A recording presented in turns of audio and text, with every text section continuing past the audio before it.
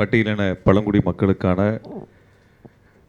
சிறப்பு உட்கூறு பிரிவினை நீண்ட காலமாக நடைமுறைப்படுத்தாத காரணத்தினால் அதற்கென்று ஒரு நிழல்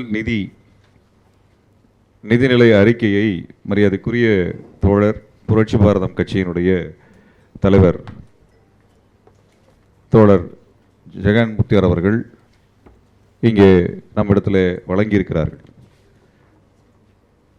இந்த வரலாற்று சிறப்புமிக்க இந்த கலந்தாய்விலே பங்கெடுத்திருக்கக்கூடிய மேனாள் ஒன்றிய அமைச்சர் மரியாதைக்குரிய தோழர் பாட்டாளி மக்கள் கட்சியினுடைய தலைவர் மருத்துவர் அன்புமணி ராமதாஸ் அவர்களுக்கும், தமிழக வாழ்வுரிமை கட்சியினுடைய தலைவர் மேனாள் சட்டமன்ற உறுப்பினர் மரியாதைக்குரிய தோழர் வேல்முருகன் அவர்களுக்கும், மற்றும் அம்மா மக்கள் முன்னேற்ற கழகத்தினுடைய மரியாதைக்குரிய தோழர் கரிகாலன் ஐயா அவர்களுக்கும், மற்றும் தோழர் விடுதலை தமிழ் புலி கட்சியினுடைய தலைவர் குடந்தை அரசன் அவர்களுக்கும், தோழர் ஏர்போர்ட் மூர்த்தி அவர்களுக்கும், இங்கே பங்கெடுக்கக்கூடிய அனைத்து ஆளுமைகளுக்கும் நான் சார்ந்திருக்கக்கூடிய மேற்பதன இயக்கத்தின் சார்பாக வணக்கங்களை தெரிவித்துக் கொள்கின்றேன்.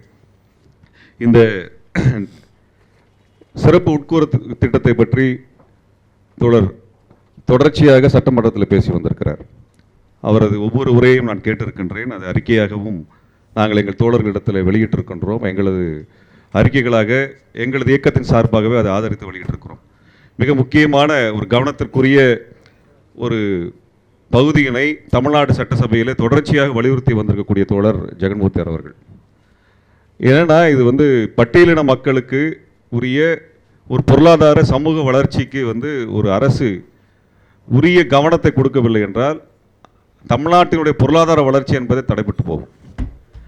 இன்றைக்கு நிதிநிலை அறிக்கையில் இந்த நிழல் நிதிநிலை அறிக்கை பல்வேறு அம்சங்களை கவனத்தில் எடுத்துக்கொண்டு அவர் சமர்ப்பித்திருக்கிறாங்க.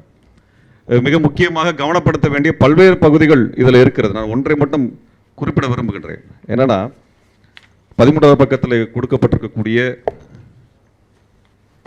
அந்த அண்ணல் அம்பேத்கர் தொழில் முனைவோர் திட்டத்திற்கு 170 கோடி ரூபாய் ஒதுக்கி இருக்கிறார்கள். 170 கோடி ரூபாய் கடந்த காலத்தில் ஒதுக்கி இருக்கிறார்கள். அந்த 170 கோடி ரூபாயை வைத்துக்கொண்டு ஒரு தொழில் முனைவோரை நாம் வளர்த்து எடுப்பது என்பது சாத்தியமில்லை என்பதை அவர் சுட்டிக்காட்டிருக்கிறார். மிக முக்கியமான கருத்து. ஏனென்றால் ஒரு பொருளாதார வளர்ச்சி இருந்தால் மட்டும்தான் அவர்கள் சுயமரியாதையோடு இந்த சமூகத்தில் வாழ்வதற்கான சாத்தியப்பாடு இருக்கும். அந்த 170 கோடி ரூபாயை 1000 கோடி ரூபாயாக உயர்த்தி அதற்கான ஒரு மதிப்பீட்டு தொகையை தோழர் ஜெகன்மூர்த்தியார் அவர்கள் முன்வைத்திருக்கிறார்கள். இது மிக முக்கியமாக கவனத்தில் எடுக்கக்கூடிய ஒன்றாக நான் பார்க்கின்றேன். இதே போல கல்விக்கு, உயர்கல்வி குறித்து பல்வேறு கவனத்தில் கொண்டு வரக்கூடிய விஷயங்கள் உதாரணமாக எடுத்துட்டோம்னா, முதல் தலைமுறை பட்டதாரிகள் பட்டியலினத்தில் இருக்கக்கூடிய உங்களுடைய கல்வி கட்டணத்தை திருப்பி கொடுத்தல் என்பதே அதுக்கென்று ஒரு 6.25 கோடி ரூபாய் ஒதுக்கி இருக்கிறாங்க. இந்த முதல் தலைமுறை பட்டதாரிகள் என்பது அவர்கள் அவருடைய கல்வி கடன் சுமை என்பது அவர்கள் மீண்டெழுவது என்பது சாத்தியமில்லாத நிலையில் இருக்கிறது. அதனால தான் அவர்கள் பல்வேறு அன்றாட கூலிகளை சார்ந்த வேலைகளுக்கு செல்வது அல்லது இந்த கிக் எக்கானமின்னு சொல்லக்கூடிய இடத்துக்கு போகிறாங்க. இப்போ இதையெல்லாம் கவனத்தில் எடுத்து இந்த நிழல் நிதி அறிக்கை முன்வைக்கப்பட்டிருப்பது என்பது கவனத்திற்குரியது, வரவேற்புக்குரியது. இதே போல பல்வேறு அம்சங்கள் குறித்தான ஆய்வுகளை கொடுப்பதற்கான முழு தகுதியும் தோழர்களுக்கு இருக்கிறது என்பதை நான் சமயத்தில் தெரிவித்துக் கொள்கிறேன். ஏனென்றால் இது குறித்து நீண்ட காலமாக போராட்ட காலத்தில் இருக்கக்கூடியவர்கள் சமூக வாழ்வியல், பொருளியல் வாழ்வியல், கல்வி வளர்ச்சி அவை அனைத்தையுமே கவனத்தில் எடுத்துக்கொண்ட ஒரு அறிக்கையாக இந்த அறிக்கை வந்திருக்கிறது.